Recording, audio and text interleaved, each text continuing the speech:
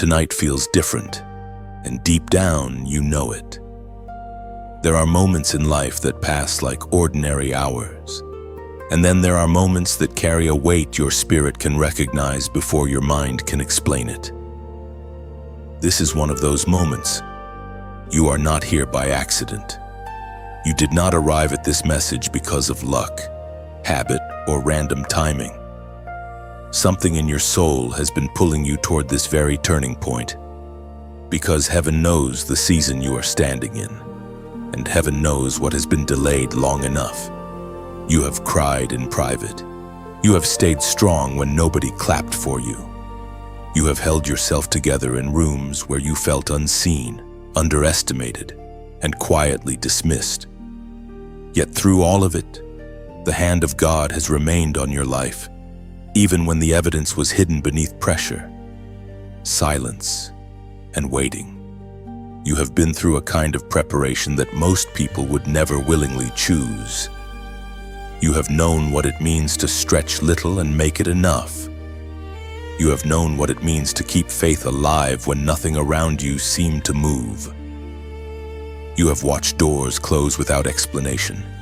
You have watched other people celebrate while you carried promises that still looked unfinished. And yet, somehow, the fire in you did not die. It flickered. Yes, it trembled. Yes, but it did not go out. That matters more than you know. Because what God is about to place in your hands cannot be trusted to a person who only believes when life is easy. It is trusted to the one who kept believing in the dark. There is a reason your path has felt unusual. There is a reason you have never fit neatly into systems that rewarded performance but ignored calling. There is a reason your hunger has always gone deeper than comfort, deeper than applause, deeper than surface-level success. You were not made merely to survive. You were not shaped only to get by, pay bills, and shrink your dreams to match other people's fears.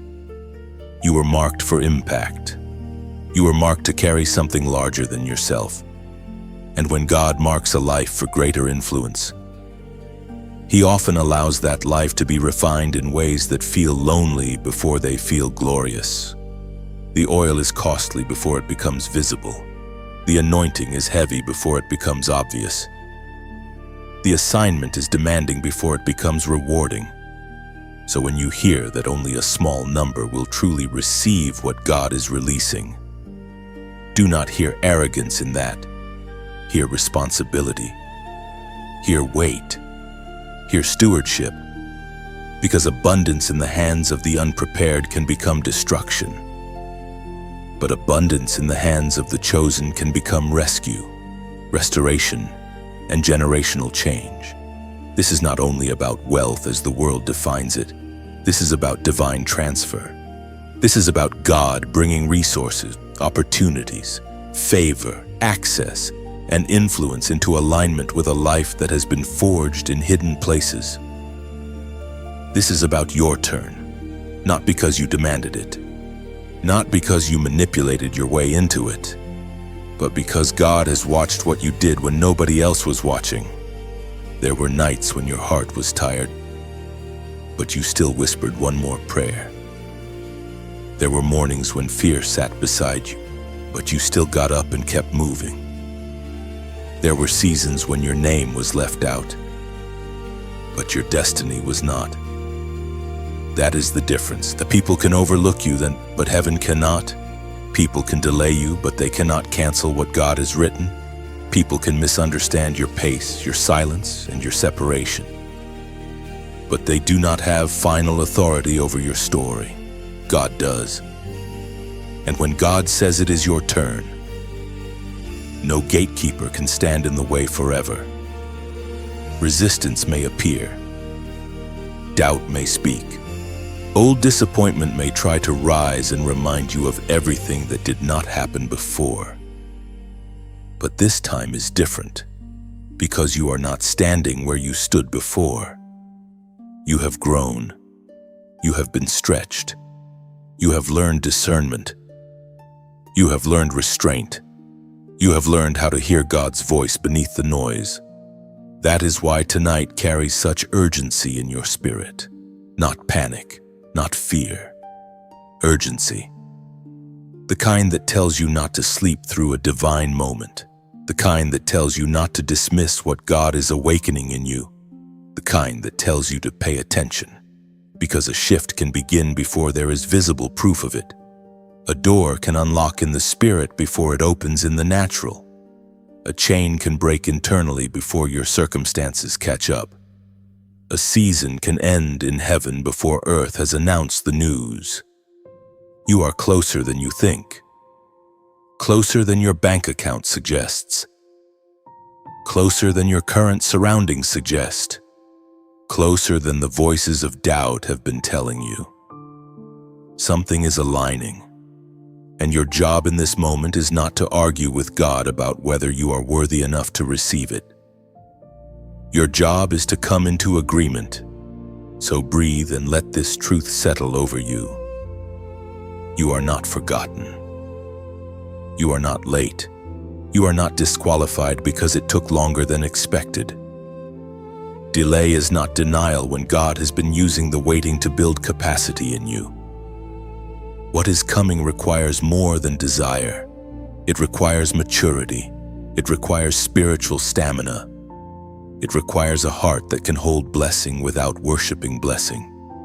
And that is why your journey has been so exact. God has not been punishing you. He has been preparing you. He has not been ignoring your cries. He has been shaping your hands so you can carry what is coming without dropping it.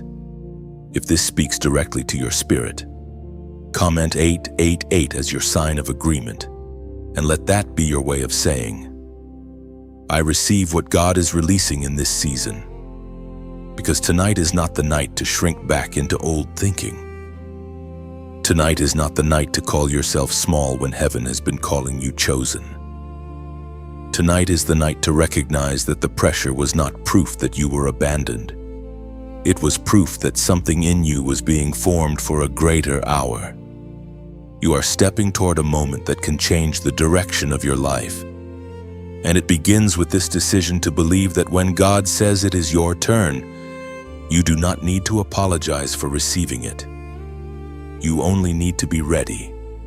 You begin to understand that being chosen rarely looks glorious at the start. In fact, it often begins with confusion, isolation, and a sense that your life is moving in the opposite direction of the promise resting on you. That is why the story of Joseph fits this moment so deeply, because his life proves that divine favor does not always look like immediate comfort. Sometimes favor places a dream inside you long before it places you in the environment where that dream can breathe. Sometimes favor is not the applause of people around you. Sometimes it is the quiet decision of God to mark your future before anyone else can recognize it. Joseph was young when the dream first came. He did not manufacture it. He did not build it out of ambition alone. It came from God, and it showed him a future larger than his present, larger than his family dynamics, larger than the limitations of the place where he stood. He saw what others could not yet see. He carried a glimpse of elevation before he had the maturity to explain it in a way people would welcome. That detail matters, because when God shows you something higher, people who are comfortable with the current order do not always celebrate it. Sometimes they resist it. Sometimes they mock it. Sometimes they feel threatened by the possibility that your life might move beyond the boundaries they expected for you. You know something about that feeling.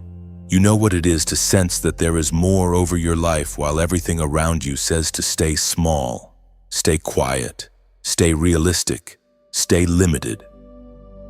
You know what it is to carry an inner knowing that does not match your current circumstances. Joseph lived in that tension. He had a dream of rising, but the first visible result of that dream was not honor. It was rejection. His own brothers looked at him through the lens of resentment. The thing that marked him also made him a target. The promise on his life stirred hostility before it stirred respect. That is one of the hardest truths for a chosen person to accept.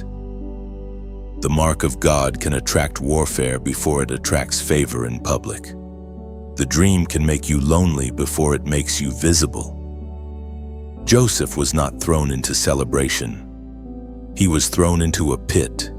Think about how sharp that contrast is. One moment he carries a glimpse of future greatness, and the next moment he is staring at the walls of a dark place he did not choose. That is how many people lose courage. They assume that if the dream were real, the path would be smooth. But Joseph's life teaches you something stronger. The pit does not cancel the dream. The betrayal does not erase the promise. The darkness does not mean God has changed his mind. What looked like the collapse of Joseph's future was actually the beginning of a hidden process. His brothers could strip his robe, but they could not strip what God had spoken. They could wound his heart, but they could not reach into heaven and revise his calling. They could sell him, but they could not sell away the covenant purpose attached to his life. And that is where this message touches your own spirit tonight. There have been seasons when you felt mishandled, misunderstood, even pushed aside by people who should have protected you. There have been moments when what was done to you felt deeply unfair, yet the hand of God remained untouched by all of it. Human betrayal is powerful, but it is not final. Divine purpose can move through what was meant to break you and still bring you where you were called to stand. This is why one verse speaks with such force here. Genesis chapter 37 verse 20 says, "Come now therefore, and let us slay him, and cast him into some pit, and we will say, some evil beast hath devoured him, and we shall see what will become of his dreams." That line carries more than cruelty. It reveals the attitude of opposition toward any God-born dream. The spirit of envy always wants to test whether your promise can survive pressure. It always wants to see whether your dream was only emotion or whether it was anchored in something eternal. Joseph's brothers spoke as though the pit would answer the question. But the years that followed gave the real answer. The dream survived the pit. It survived slavery, and it survived false accusation. It survived prison. And because God was the source, it kept moving toward fulfillment when everything visible argued against it. So when you hear that it is your turn, do not imagine a shallow blessing that has no history behind it. Understand that the turn God brings is often connected to every hidden place where you kept breathing after disappointment. Joseph's story is not powerful because he had a dream. Many people have dreams. His story is powerful because the dream remained alive through conditions that should have suffocated it. He kept moving through places that seemed beneath what God had shown him. Yet none of those places had the power to make heaven forget. That is the kind of endurance God has been building in you, not fragile faith that only survives in comfort, but tested faith that learns how to hold on when the robe is gone and all you have left is the word God spoke. Joseph also shows you that the early stage of calling can be misunderstood even by the one who carries it.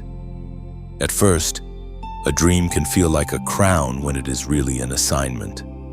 It can feel like a spotlight when it is really a burden of preparation.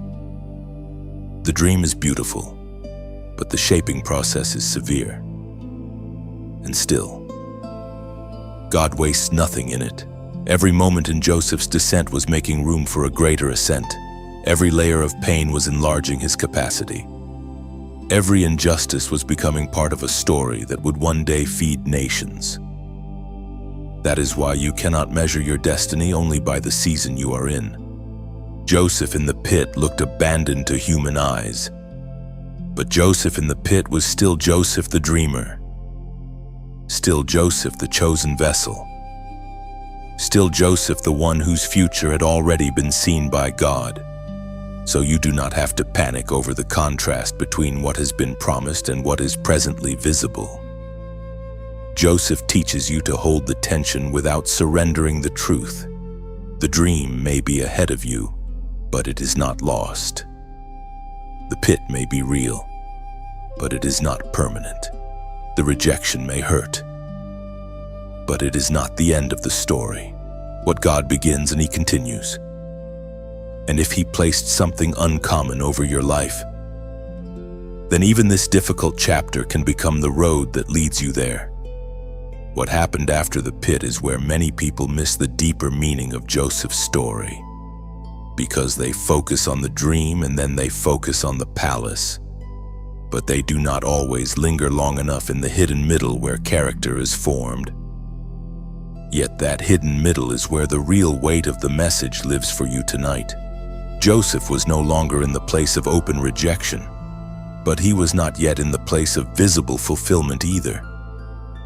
He was carried into Egypt, into a land he did not choose, into a future he did not understand, and into a season where everything important was being built out of sight. That is the kind of season you may be standing in right now. Not destroyed but not revealed, not abandoned but not announced, not finished but deeply being prepared. This is the part of the journey where people often grow weary because hidden preparation does not always feel spiritual. While you are living through it, it feels repetitive, it feels quiet, it feels like giving your best in rooms that do not fully see who you are. Joseph had to serve faithfully inside another man's house while carrying the memory of a dream much greater than his current assignment. Think about that tension. He knew there was something unusual over his life, yet he still had to wake up and handle ordinary responsibilities with excellence. He could have allowed bitterness to hollow him out. He could have decided that because life had been unfair, he no longer owed faithfulness to the season he was in. But Joseph did the opposite.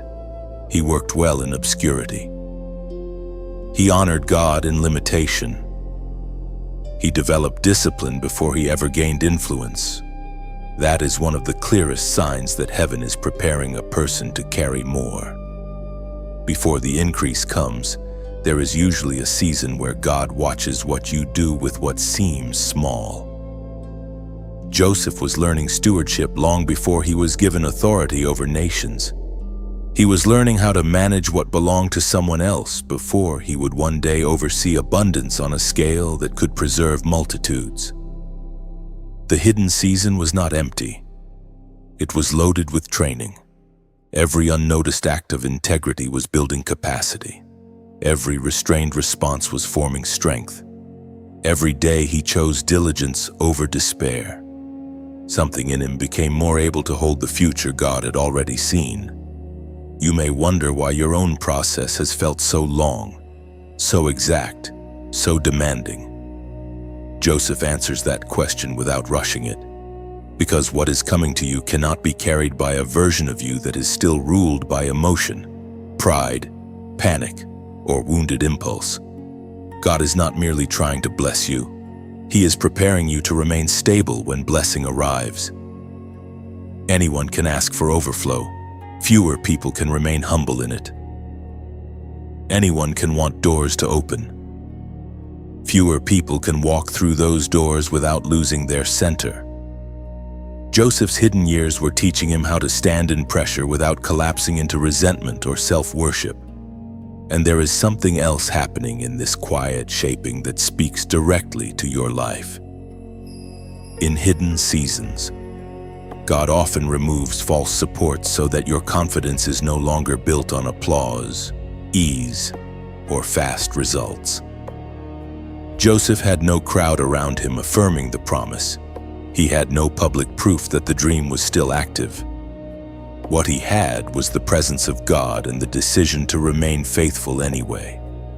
That kind of faith becomes very strong because it learns how to live without constant external validation. It learns how to root itself in what God has said rather than in what people are currently seeing. When you become that kind of person, increase does not intoxicate you as easily, because you were already grounded before it arrived. This is why your present season may feel so deeply personal. God is shaping places in you that other people cannot see yet. He is teaching you patience without passivity, excellence without recognition, and obedience without spectacle. None of that is wasted. In fact, much of what will make your future sustainable is being forged in these uncelebrated days. You are learning how to carry weight slowly. You are learning how not to let disappointment define your identity. You are learning how to keep a clean spirit while still walking through environments that could tempt you toward bitterness. Joseph's greatness was not born in the palace. It was revealed there. It was formed much earlier, in the quiet discipline of hidden years. So do not despise this part of your own path. The silence is not always a sign that nothing is happening. Sometimes silence is the workshop of God. Sometimes heaven is doing its deepest work where there is no spotlight at all. Sometimes the season that looks least impressive becomes the very place where your future is protected, because you are being made ready in ways success alone could never teach you. Joseph had to become trustworthy in private before he could become powerful in public. That order matters. It still matters for you now. And as you listen to this, let it settle in your spirit that your hidden season has purpose. It is not a punishment. It is not evidence that you missed God. It is not a cruel delay meant to make you suffer without meaning. It is preparation with intention. It is formation with divine intelligence. It is the patient work of a God who sees not only where He is taking you, but who you must become to stand there with wisdom and peace. That is why you cannot measure this season only by what it lacks. You must also measure it by what it is producing in you.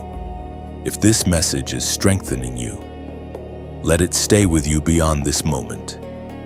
A simple like helps this word reach hearts that are standing in their own hidden season. Sharing it can place hope in front of someone who is quietly losing courage.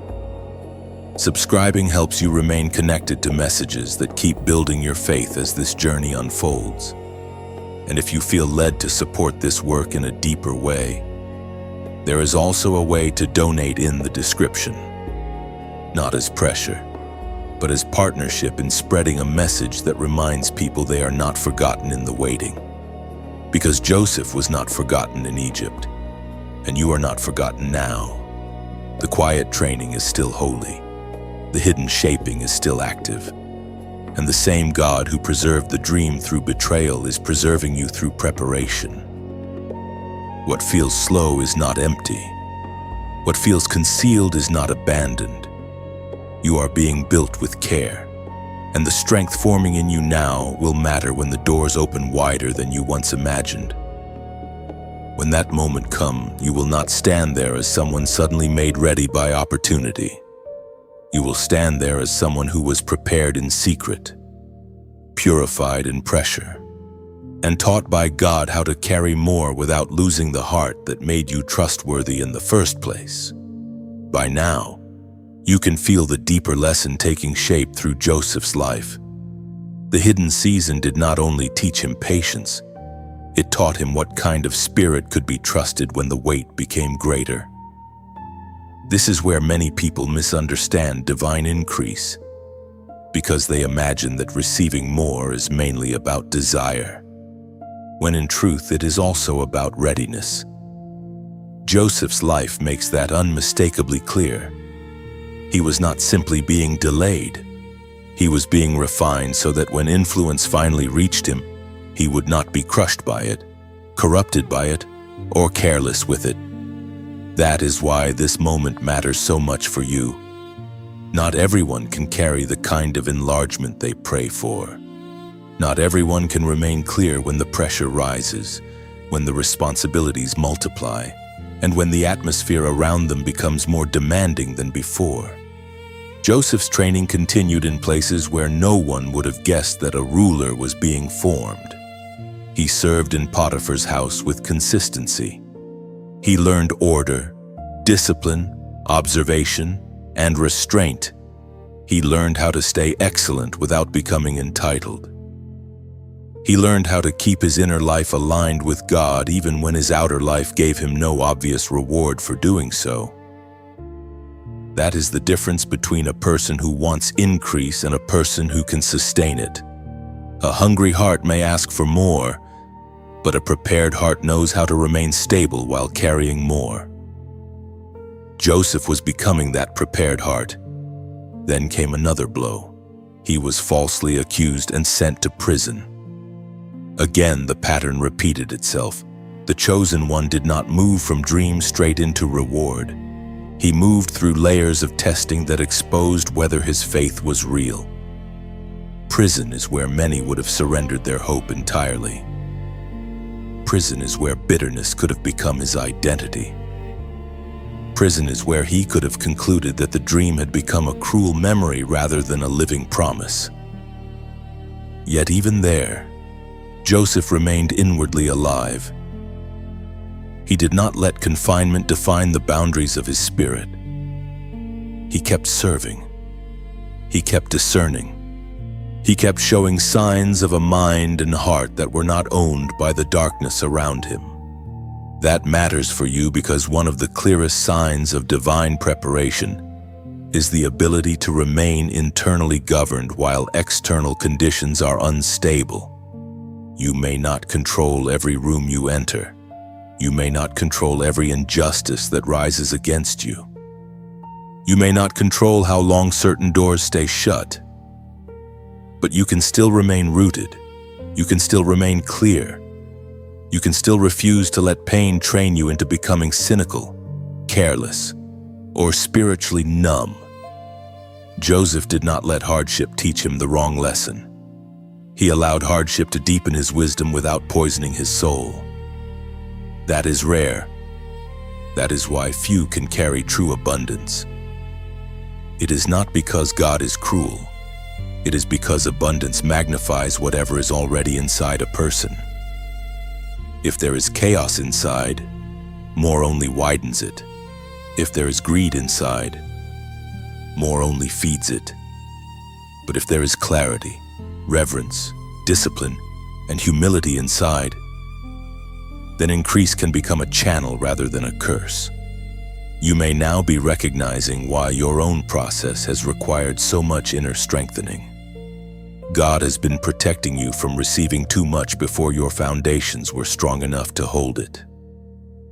There were things you once asked for that would have overwhelmed an earlier version of you. There were doors you once wanted open that could have fed pride, panic, distraction, or dependence on the wrong voices. But the version of you being formed now is different. You are learning to hear more deeply. You are learning to wait without collapsing. You are learning to move with discernment instead of impulse.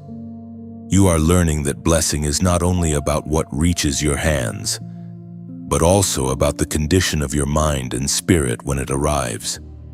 Joseph's life proves that heaven is not in a rush to build a future on unstable ground. The dream was true from the beginning, but the vessel had to be prepared over time. This is why the hidden years, the hard years, and the confusing years are often more important than they appear. They are not empty chapters. They are structural chapters. They are the places where your endurance becomes real, where your values are tested, where your motives are purified, and where your capacity expands beyond what comfort could ever create. The blessing that lasts is often preceded by a process that feels severe, because lasting weight requires deep roots. And even in this, there is mercy. God does not merely call you to carry more and then leave you unequipped. He forms you while you walk. He teaches you while you wait. He strengthens your inner world so that the outer shift does not destroy your peace. That is why your story has not followed a careless line. There has been precision in it. There has been wisdom in what was allowed and what was withheld. You may not have understood it all while living through it, but in time you begin to see the pattern. Joseph was not forgotten in prison. He was being shaped into someone who could interpret, govern, preserve, and remain humble before God when the hour arrived. And before we continue deeper into that spiritual unfolding, there is one practical note that may help some listeners who have been wrestling with mental fog, scattered focus, difficulty concentrating, stress, or the feeling that your mind has been too drained to fully engage what this season is asking of you.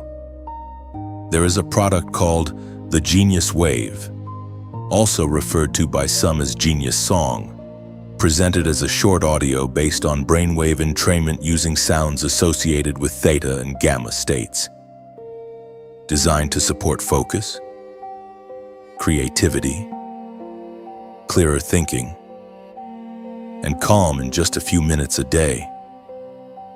For some people, what appeals about it is that it is described as simple to use, digital, and easy to fit into a daily routine without needing complicated practices. If that sounds relevant to you, and you want to explore it for yourself, you can check the official information through the description or the pinned comment. Be careful with imitations and only use the official source if you decide to try it. But beyond every tool and every method, the deeper truth remains unchanged. Your greatest preparation is still the work God is doing within you, where character becomes strong enough to carry what grace is about to release. By the time Joseph reached prison, the pattern could have looked unbearable from the outside. The dream was still real, yet the road kept growing darker before dawn ever appeared. That is where this message meets you in a serious and honest way. Because there are seasons when the soul becomes tired of mystery. There are seasons when you stop asking for quick comfort and simply want to understand why the path has been so hard. Joseph lived inside that question. He had done what was right and still suffered for it. He had resisted temptation and still paid a painful price. He had remained faithful and still found himself behind walls he did not deserve. That is the kind of place where lesser faith gives up and says that obedience is useless. But Joseph's life reveals something deeper. Sometimes the fiercest warfare rises not because you are out of position, but because you are dangerously close to the moment when your purpose begins to break through.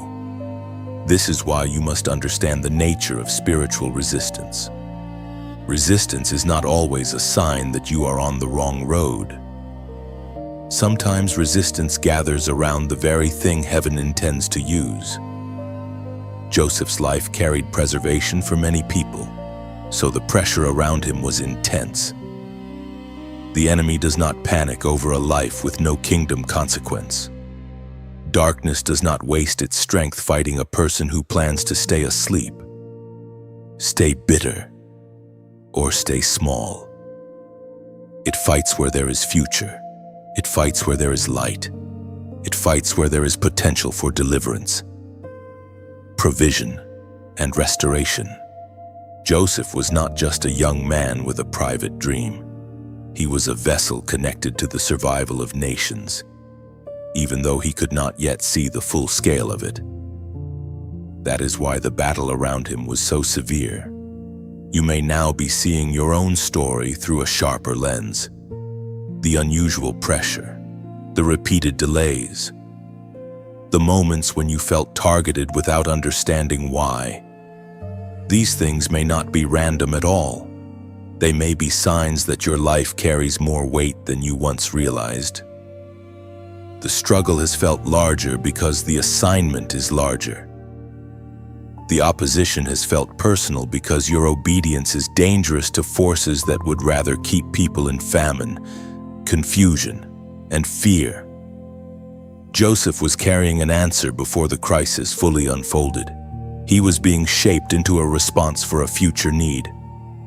That is why the process could not be shallow, and that is why the resistance could not stop the hand of God. Yet Joseph's greatness in this stage was not that he never felt pain. His greatness was that pain did not become his master.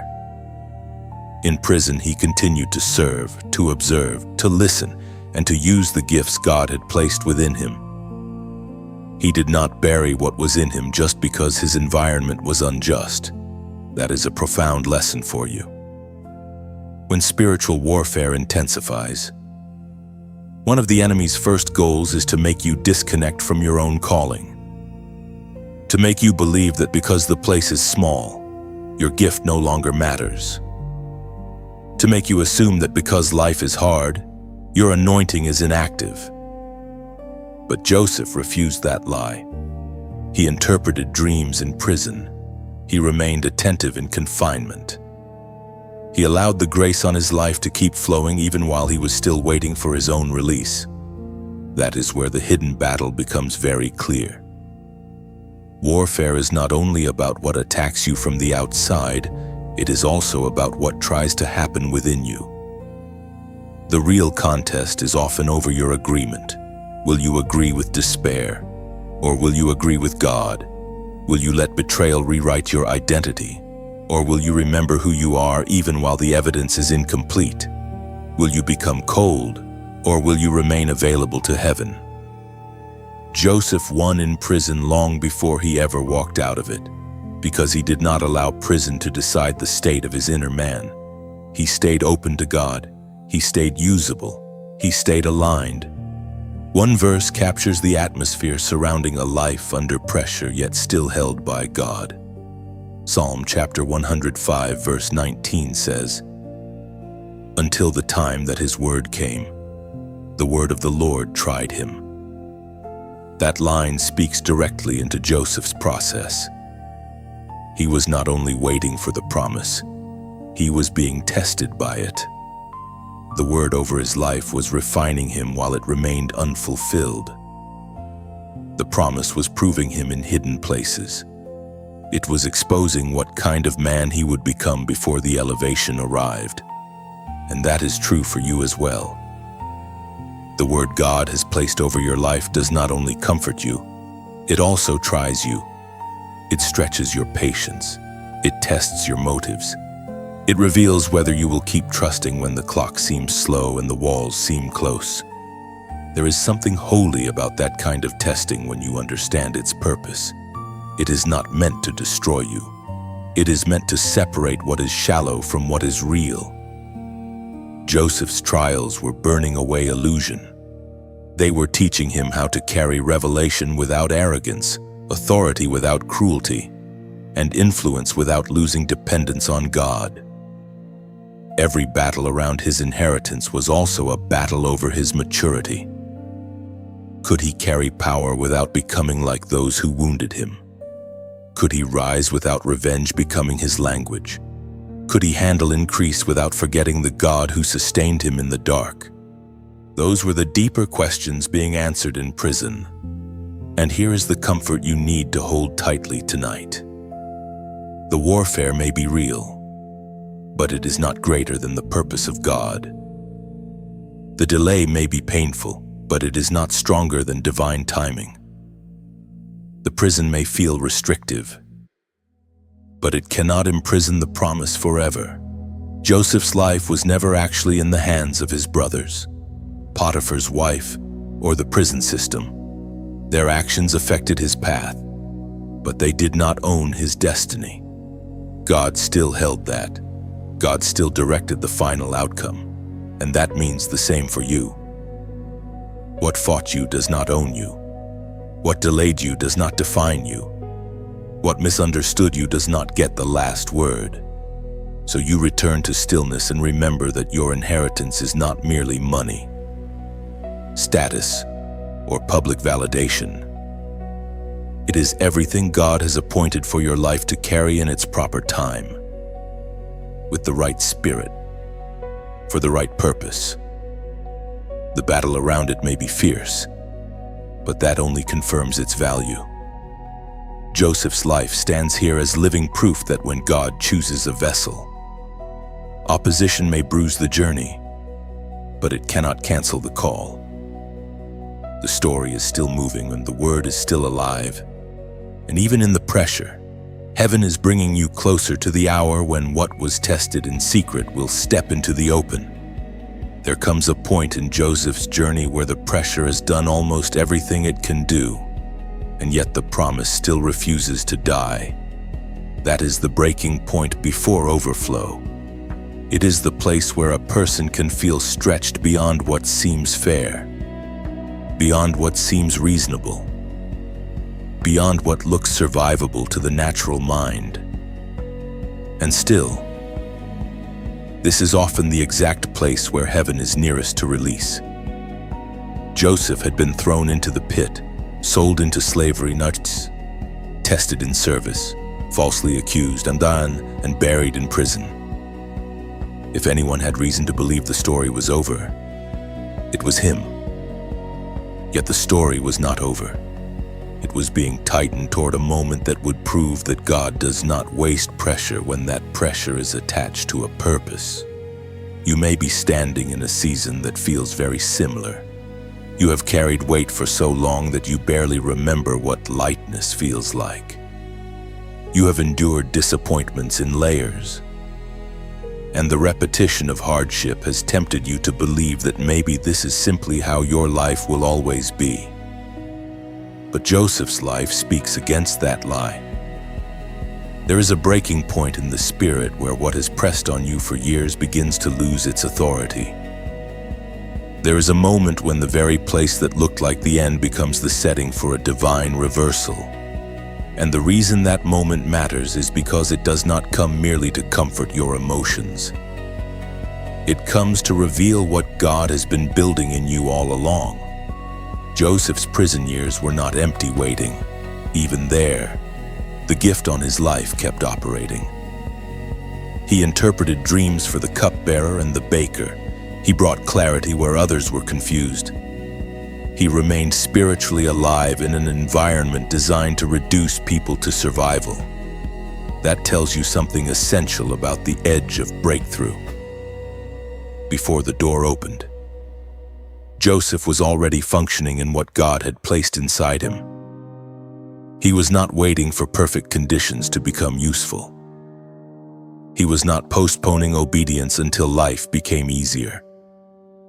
He kept showing up as the person God was forming him to be. That is often what happens just before overflow. Your circumstances may still look tight, but your inner life begins to show the shape of the future. Your voice gains authority. Your discernment grows clearer. Your peace becomes less dependent on the room around you. Something in you starts standing up before the outer change becomes visible. Then came one of the most human moments in Joseph's story. The cupbearer was restored, just as Joseph had said, but Joseph was forgotten. Forgotten after helping someone. Forgotten after giving truth. Forgotten after serving faithfully. That detail matters because it touches one of the deepest wounds people carry in hidden seasons. The pain of being overlooked. The ache of knowing you brought value and still were not remembered. The sting of helping others move forward while your own life seemed paused. Yet even this was part of the pattern.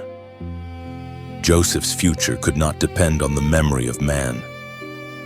It had to be anchored in the timing of God. If the wrong person opens the door too early, you may step into movement without full preparation.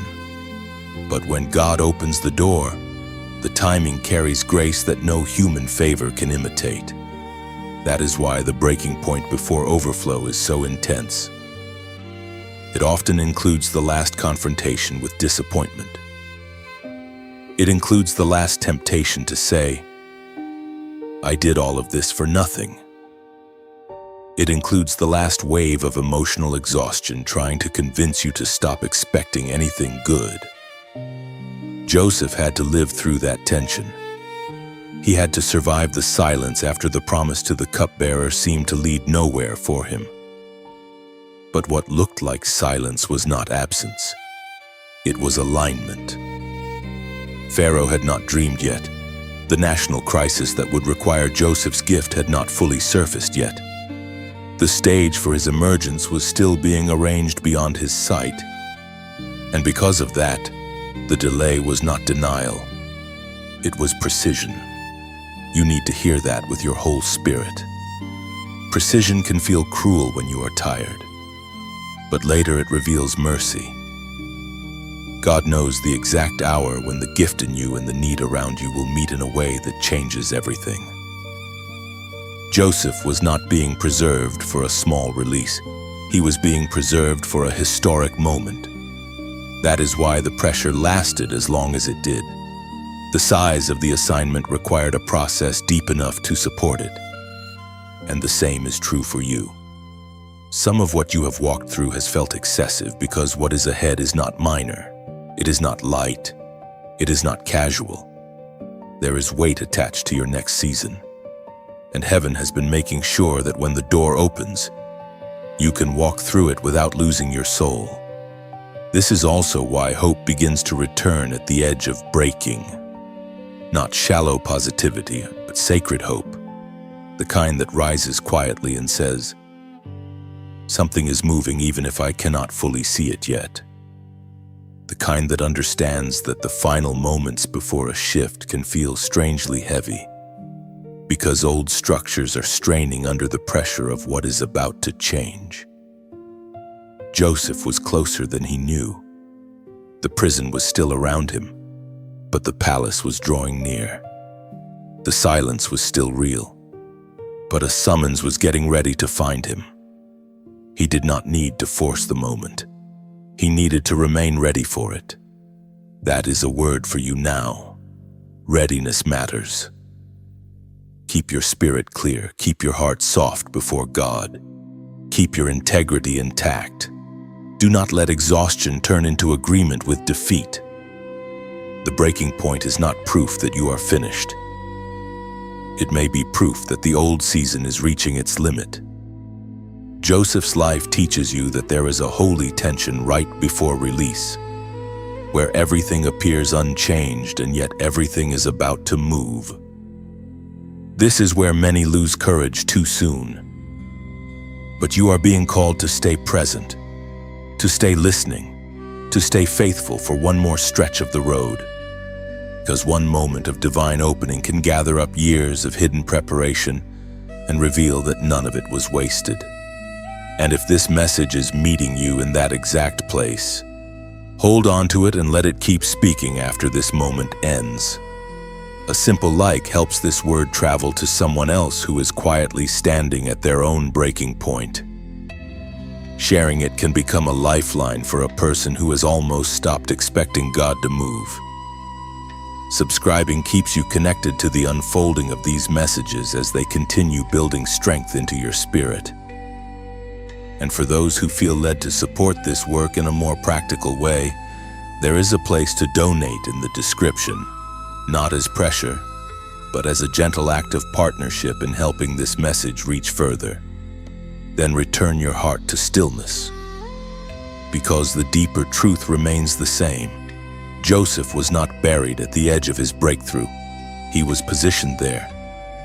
And you may be far closer to overflow than the pain has allowed you to imagine.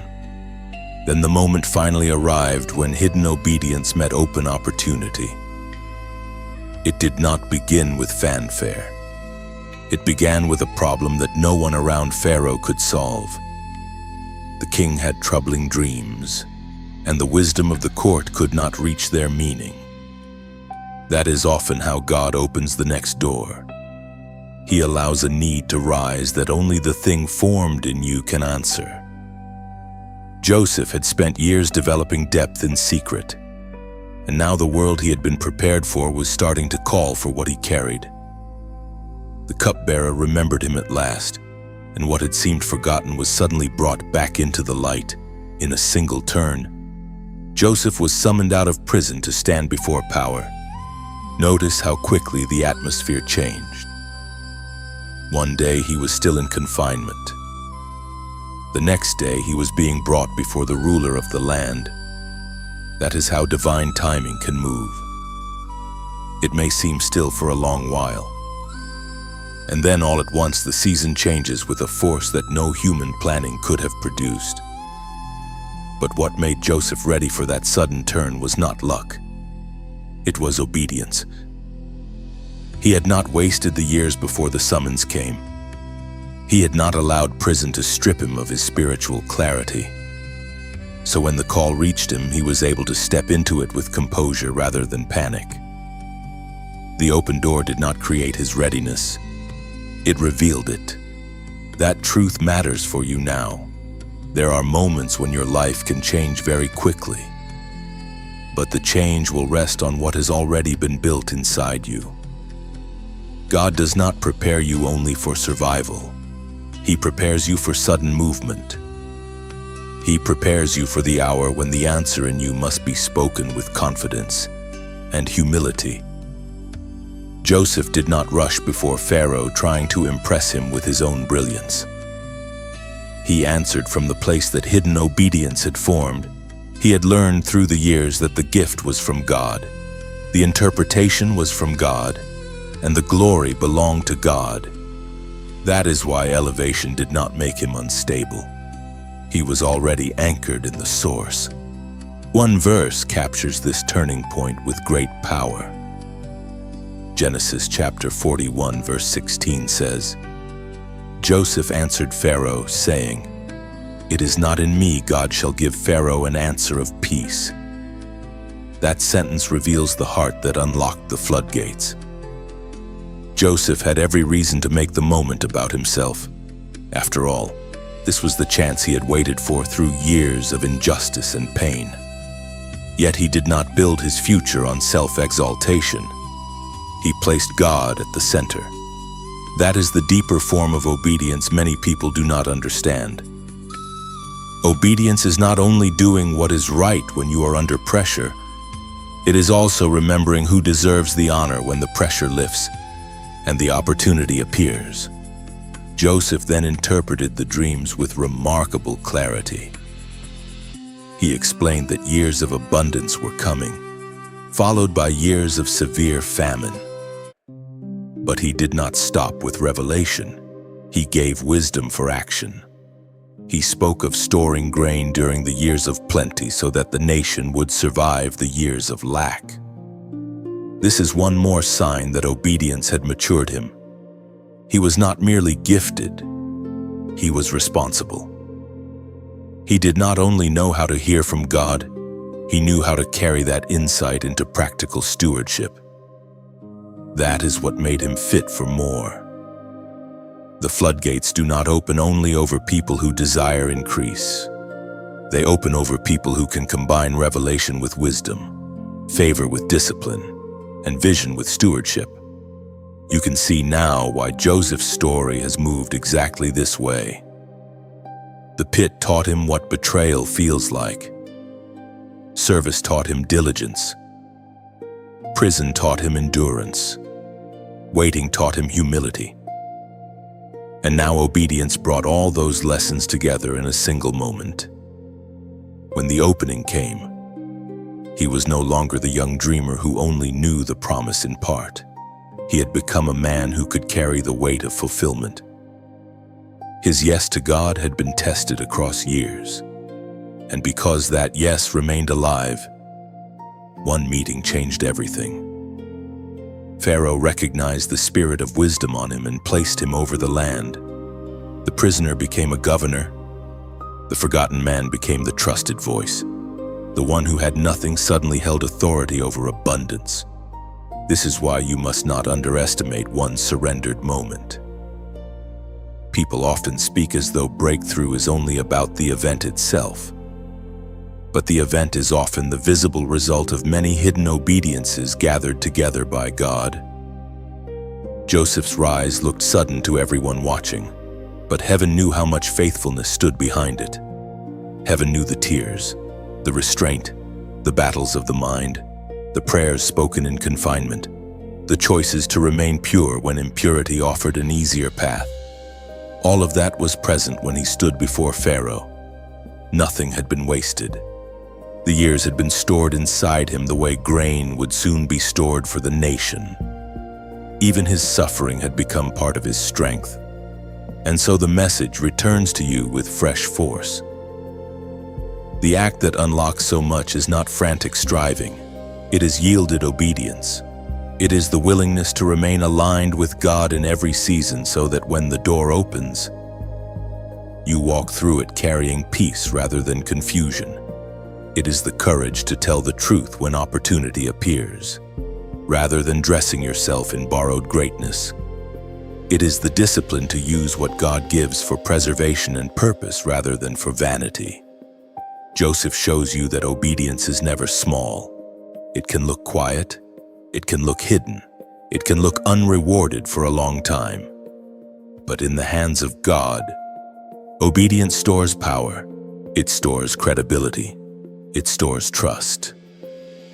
Then one day what has been stored begins to pour forward.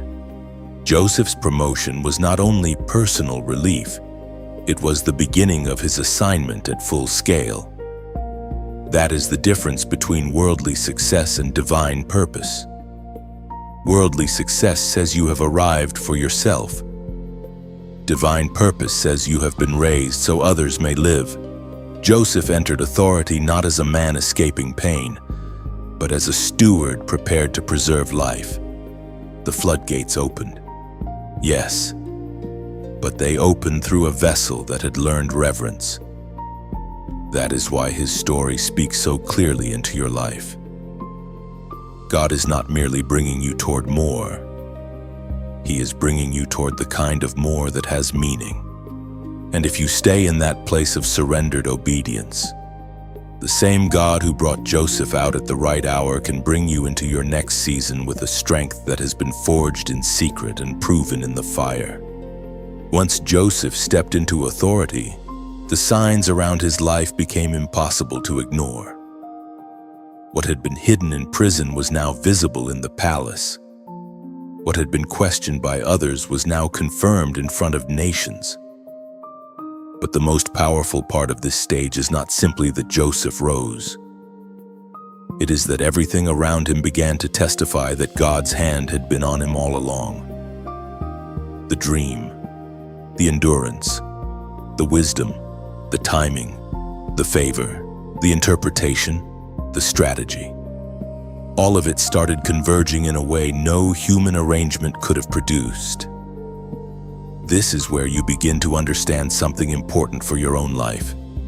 When God confirms a chosen person, the evidence does not always arrive as one loud sign. It often comes as a gathering of patterns, a series of unmistakable alignments, a quiet but undeniable sense that heaven has begun to bring things together. Joseph did not have to force confirmation. He did not have to chase everyone who doubted him and demand that they now agree.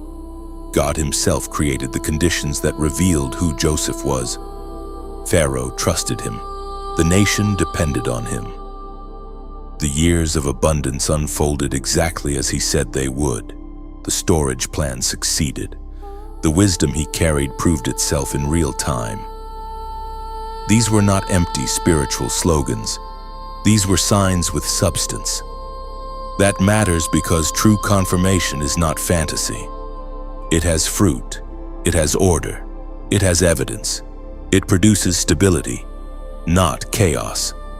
Joseph's life became a witness that what God had spoken in the beginning was now unfolding in plain sight. You may be entering a similar kind of season, where the signs are starting to gather around you. Not always in dramatic ways, but in meaningful ways.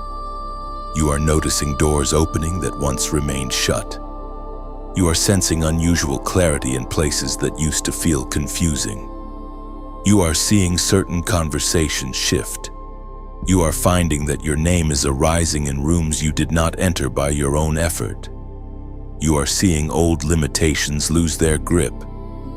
You are becoming aware that what once seemed impossible is beginning to feel reachable. These signs do not mean the journey was easy. They mean the journey was guided. They mean the hidden work is beginning to show itself through visible alignment. Joseph also teaches you that confirmation often arrives after the heart has been trained not to worship it. Earlier in his life, the dream was a revelation. Now the signs were responsibility. Earlier, the promise stirred wonder. Now fulfillment demanded stewardship. That is maturity. It is one thing to ask for confirmation when you are desperate for reassurance. It is another thing to receive confirmation and remain steady enough to carry it wisely. Joseph did not use his position to boast over people. He used it to prepare for famine. He used it to build preservation. He understood that the signs around his life were not given only to make him feel special. They were given to help him serve a purpose greater than himself. This is where you can examine your own season with spiritual sobriety.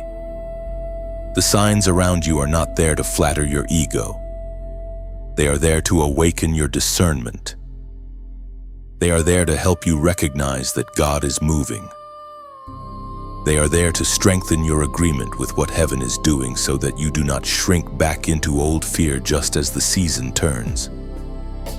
The signs may be subtle at first, a new peace, a repeated confirmation, an unusual opportunity, a shift in favor, a deep inner certainty that refuses to go away. Do not ignore these things. Joseph's life reminds you that when God is aligning a person with purpose, the atmosphere begins to respond. One verse captures this kind of divine confirmation with beautiful simplicity. Genesis chapter 41 verse 39 says, "And Pharaoh said unto Joseph, Forasmuch as God hath showed thee all this, there is none so discreet and wise as thou art." That statement is powerful because it comes from outside Joseph himself. Confirmation often reaches full weight when others begin to recognize what God has placed on your life. Joseph did not need to argue for his wisdom in that moment. It was seen, it was evident, it had become undeniable. The gift that survived the pit and the prison was now being acknowledged in the place of power. That same pattern may be unfolding for you. The signs that you are the one chosen in this hour may not all look the same as Joseph's, but they will still carry the same spiritual texture. There will be alignment where there was once resistance. There will be recognition where there was once overlooking. There will be clarity where there was once delay. There will be peace in decisions that used to torment you.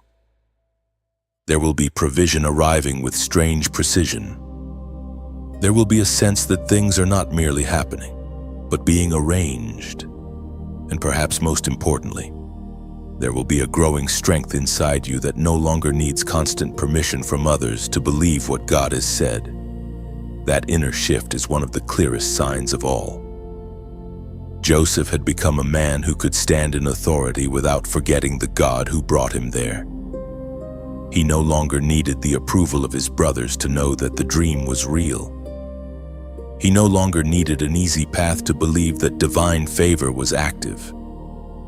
The signs around him were now meeting a person who had already been transformed within. That is why this stage matters so much. External confirmation is safest when it meets internal maturity. Signs are strongest when they find a heart that has already learned surrender. So as you recognize the signs gathering around your own life, stay humble and stay awake. Let them strengthen your faith, not inflate your pride. Let them deepen your gratitude, not your self-importance. Let them remind you that God is faithful over long distances, over hidden seasons, over painful chapters, and over promises that once seemed too far away to touch. Joseph's life stands as living evidence that what begins in mystery can end in unmistakable confirmation. The signs are not random. They are part of the language of God's timing. If this is your season of confirmation, comment "God confirmed me," then keep listening inwardly. Because the same God who sent the dream preserved the dreamer. and revealed the meaning at the right hour is still giving signs to those he has set apart. And when those signs begin to gather, they are not asking you to become arrogant. They are inviting you to become ready. Joseph was ready. That is why the signs around him did not confuse him. They clarified the hour. And now, as your own signs begin to rise, you are being invited into that same clarity, where faith and timing meet, and what was once hidden starts standing in the light. By the time Joseph stood in power, the meaning of increase had changed completely. Wealth was no longer a fantasy of escape. It was no longer a private dream of comfort, revenge, or personal security. In Joseph's hands, abundance became stewardship. It became responsibility. It became the sacred burden of holding enough not only for yourself, but for the lives connected to your obedience. This is where the story reaches one of its deepest truths for you. Because many people ask for increase without understanding what increase is for. Joseph had been prepared through loss, pressure, discipline, and delay so that when plenty finally came, he would not waste it on self-glory. He would use it to preserve life. The years of abundance arrived exactly as God had shown. Grain filled the land, harvests multiplied, resources grew.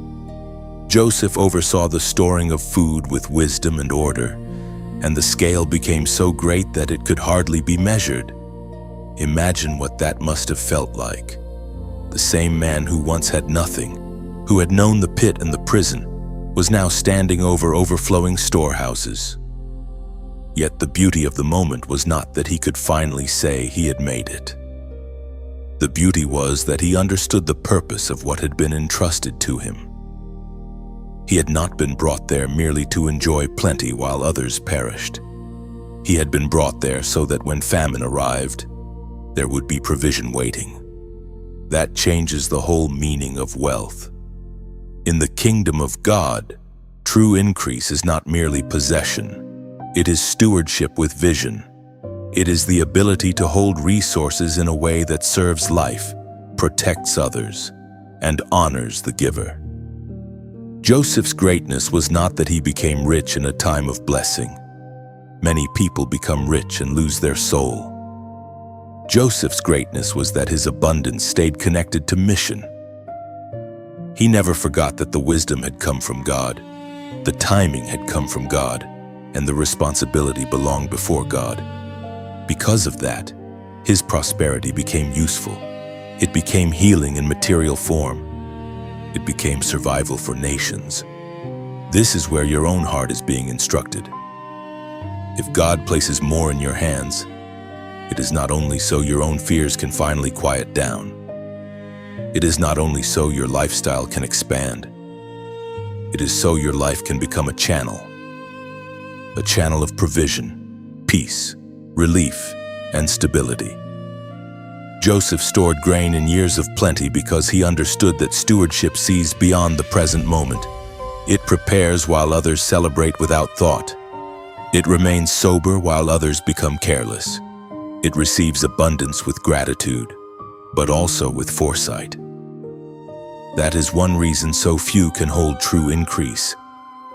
Many love the idea of receiving, but fewer are willing to carry the responsibility of preserving, planning, and serving through what they receive. Joseph's life also reveals that wealth handled rightly can become an instrument of reconciliation. When famine spread and his brothers came to Egypt seeking food, the story turned with astonishing power. The same brothers who had once thrown him into the pit now stood before the provision he had been appointed to manage. What a moment that must have been. Joseph could have used his position to crush them. He could have used his abundance to settle old wounds. He could have turned stewardship into revenge. But his years with God had produced something greater than wounded pride. They had produced perspective.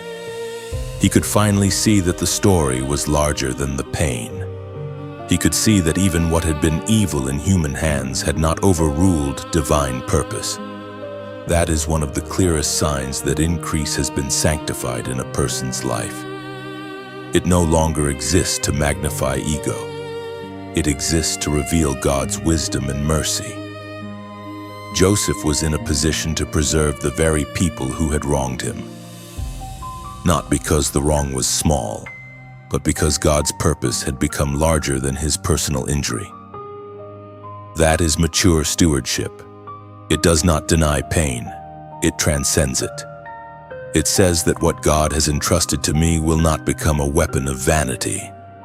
It will become a means of life. One verse carries this revelation with extraordinary force. Genesis chapter 50 verse 20 says, "But as for you, ye thought evil against me, but God meant it unto good, to bring to pass, as it is this day, to save much people alive." That sentence is the heart of Joseph's stewardship. He understood that the increase in his hands was connected to saving much people alive. That was the purpose. That was the mission. That was the sacred meaning behind the years of training and the sudden rise. The wealth, the position, the influence, the storehouses, all of it was gathered into that one truth. God had brought him through everything so that life could flow outward through him. And this is why your next season must be approached with the same reverence. If God increases you, let it deepen your gratitude. If he expands your reach, let it enlarge your service. If he strengthens your resources, let it refine your stewardship. Joseph teaches you that increase is safest in the hands of someone who remembers the pit, remembers the prison, remembers the God who carried them, and remembers the people who still need preserving. Wealth without purpose becomes emptiness in a louder room. Wealth with stewardship becomes a ministry of stability, wisdom, and rescue. So now you can see why Joseph's story has moved the way it has from section to section of this journey. The dream was never just about Joseph rising. It was about Joseph becoming the kind of man through whom heaven could trust abundance. The betrayal was real, but it was not final. The delay was painful, but it was not pointless.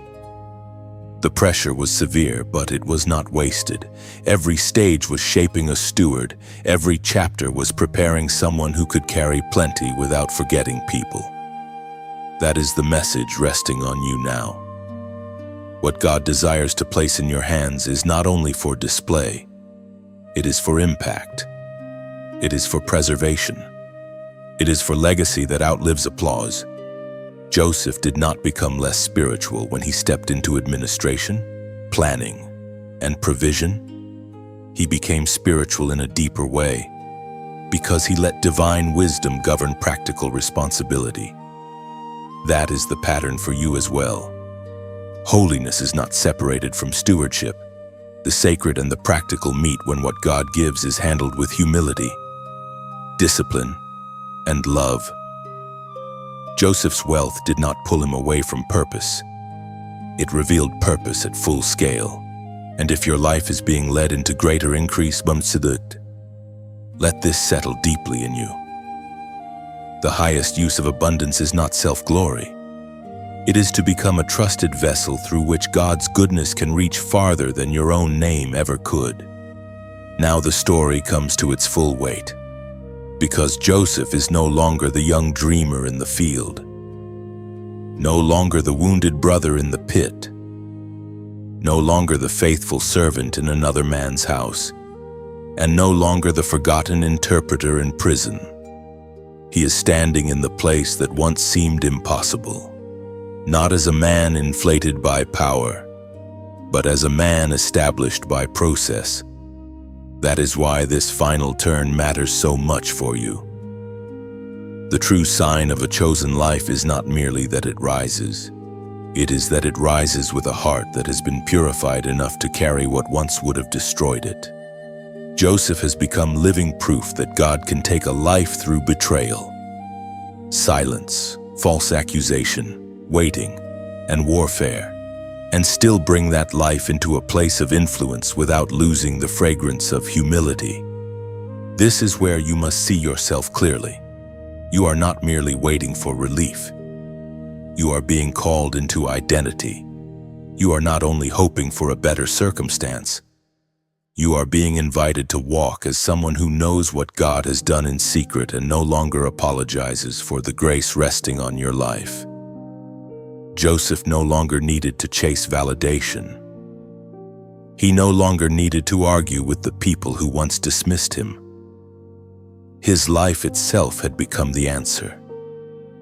The wisdom in him had become visible. The favor over him had become undeniable.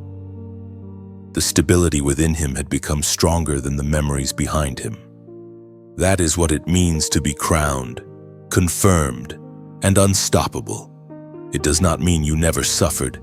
It means suffering did not erase who God said you were. There is a holy confidence that grows after long seasons of surrender. It is not loud arrogance. It is not self-worship. It is quiet certainty. It is the settled knowing that God has carried you through too much for you to doubt him now. Joseph carried that kind of certainty. He could look back over every stage and see that none of it had been wasted. The pit had humbled him. Service had disciplined him. Prison had deepened him. Waiting had purified him. Authority had revealed him, and through it all, God's hand had remained steady. That same hand has been steady over you, even in the moments you thought nothing was moving, even in the nights when you could not read the meaning of your own pain, even in the places where you felt delayed beyond fairness. Heaven was not absent. Heaven was shaping a future strong enough to hold what was coming. So you stand now at the edge of your own acceptance. Not acceptance of defeat, but acceptance of calling. Acceptance that you are different for a reason. Acceptance that what has happened to you did not happen to empty you forever, but to enlarge your capacity. Acceptance that favor is not something you must chase like a beggar. It is something you steward with reverence when God places it on your life. Joseph reached the point where he could carry blessing without worshiping it, carry authority without abusing it, and carry memory without being ruled by bitterness. That is the kind of strength God has been building in you. The kind that does not collapse when it is seen. The kind that does not become prideful when it is elevated. The kind that does not lose tenderness when it finally receives what it prayed for. And naturally, in a moment like this, prayer begins to rise. So let your heart lean into it now. Father, thank you for every hidden season that made us stronger than we understood. Thank you for the pits that did not kill the dream, for the prisons that did not silence the promise, and for the waiting that did not cancel your word. Thank you for carrying your child through nights of confusion, through seasons of rejection, through moments of deep weariness, and through every battle that tried to make surrender look easier than faith. Let what you have formed in secret now stand in the light with peace. Heal every wound that still whispers old pain. Remove every fear that says this next season is too much to carry. Place fresh strength in the mind, fresh steadiness in the heart, and fresh clarity in the spirit. Teach your child to handle increase with humility, influence with purity, and favor with gratitude. Let every resource, every open door, every divine connection, and every new level of responsibility be governed by wisdom from above. And as you did with Joseph, let what was once delayed become undeniable in the right hour. Let this life become a vessel of preservation, mercy, and testimony. In your holy presence, let shame break, let doubt loosen, and let identity stand upright. Amen. Stay in that prayer for a moment, because this is not just an ending, it is a sealing. It is the moment where you stop looking at your life through the lens of what hurt you and start seeing it through the lens of what God has prepared. Joseph's story does not end with survival. It ends with significance. It ends with impact. It ends with a life that can feed others, guide others, preserve others, and reveal the wisdom of God in places where confusion once ruled. That is the kind of ending heaven writes over a chosen life. Not empty triumph, but meaningful triumph. Not vanity, but stewardship. Not noise, but substance. So receive this final encouragement with an open heart. Do not shrink from the season that is opening before you. Walk into it with reverence and courage. Let your memory make you grateful, not afraid. Let your scars remind you that you were kept. Let your future be approached not with panic, but with the calm strength of someone who has already seen God prove himself again and again. Joseph's life says that when God crowns a person, he does it with purpose. When he confirms a person, he does it through fruit. And when he makes a person unstoppable, it is not because life became easy. It is because grace became stronger than everything that tried to bury them. If this message has walked with you and strengthened your spirit, a gentle light can help it reach others who are still finding their way through hidden seasons. Sharing it may place hope in front of someone who feels forgotten tonight. Subscribing helps you stay connected to more messages like this as your journey continues to unfold. And if you feel led to support this work in a practical way, there is a place to donate in the description. Let that be simple and willing, never pressured, only peaceful. Then lift your eyes one last time and remember who you are. You are not late. You are not overlooked. You are not disqualified by what you survived. You have been carried, refined, and prepared. And now you move forward with the quiet strength of one who knows that what God has spoken over a life, he is fully able to bring to pass. The road behind you no longer has the right to define the road ahead of you. Joseph's story leaves you with this lasting witness. God knows how to take what was intended for harm and fold it into a future filled with meaning. He knows how to preserve a dream through betrayal. He knows how to keep a soul alive through waiting. He knows how to bring a person into their hour without making them lose their heart along the way. So let this truth rest gently on you tonight. You do not have to force the promise. You do not have to fear the timing. You do not have to chase what God already knows how to deliver. Your part is to remain faithful, remain yielded, remain awake, and remain willing to be shaped. What is for you will come with the wisdom to carry it if you keep your heart near God. And now the message settles where it began, but deeper than before. You were never forgotten. You were never abandoned. You were never outside the reach of divine purpose. Like Joseph, you were being prepared for more than you could see at the time. So move forward in peace. The hand that kept you is still on you. The God who formed you is still leading you. And the season ahead is not something to fear. It is something to enter with faith.